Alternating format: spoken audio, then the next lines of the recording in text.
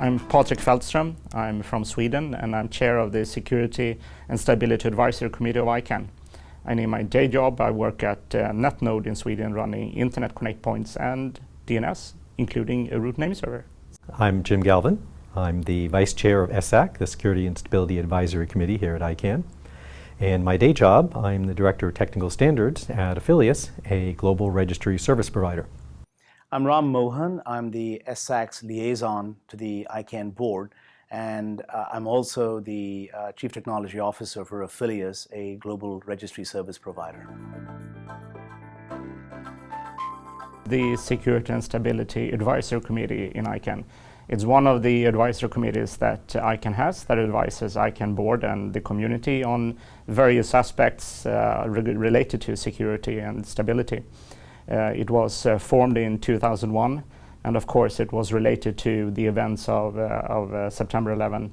And it was originally a President's Committee on Security, but it was later formed, like half a year later, it was formed as an advisory committee of ICANN. First of all, the board can ask questions and we try to respond to them as good as we can.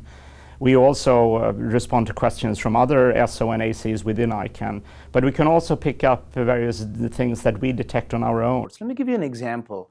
A little while ago, SSAC put out a report about vulnerabilities that arise from certificates and the use of certificates in a particular way. Potential problems with certificates when the new GTLDs were launched. If left unchecked, could have caused a significant decrease in the security and stability of the domain name system. We then worked with the security group in ICANN and tried to work with other organizations as well to try to mitigate those issues. One of the things I did was to convert the recommendations into actionable resolutions that the board then debated, discussed, voted upon, and then translated into actions to the staff.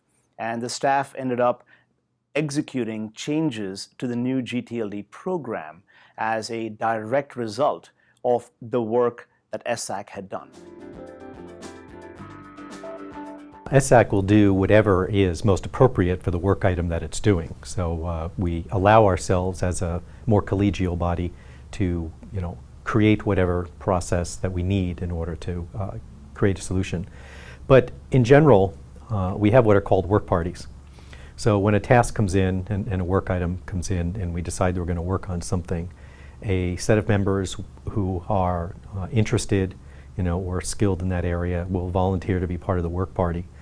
And those individuals will then meet on some regular schedule, usually teleconferences, to produce a document, whatever the work product is going to be for that item. And then it goes through a last call with the committee as a whole, because all work products that we produce, represent the opinion of the committee as a whole. This kind of stuff happens on a regular basis. SSAC puts out anywhere from 6 to 8 reports a year.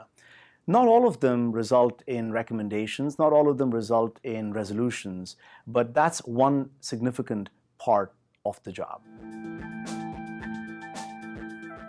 As an advisory committee, we're not formally part of any of the policy development processes within ICANN. That said, of course, our recommendations are adopted by the policy development processes, and they make decisions on what they are going to adjust the results depending on our advice or not, and how they are going to do that. And then, of course, sometimes ICANN staff and the board, before making a decision, ICANN board can ask us questions as well in issues that might actually affect the result of the PDPs. SSAC prides itself on the quality of the work that it produces, and necessarily that depends on the skills of the members that are involved, and that people are engaged, and they actually want to respond to issues, participate in discussions, and produce recommendations.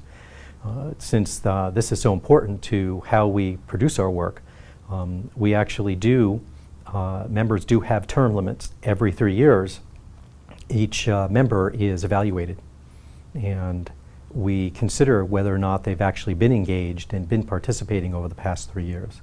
And as long as a member continues to participate, then their membership is renewed and they get to stay and remain engaged in ICANN activities.